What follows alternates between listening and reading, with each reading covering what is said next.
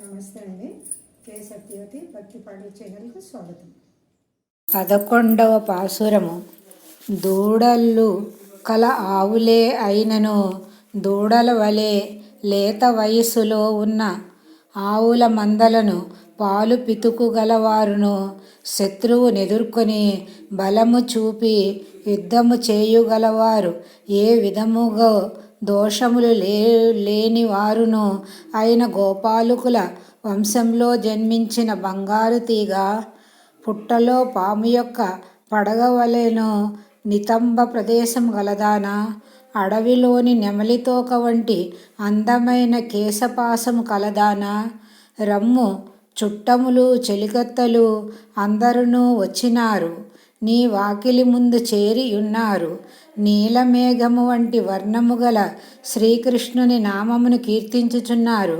ఆ విధముగా అందరూ భగవన్నామమును కీర్తించుచున్నను కదలక మెదలక ఉన్నావేమి ఓ సంపన్నురాలా, నీ నిద్రకు అర్థమేమిటో తెలియచేయుము.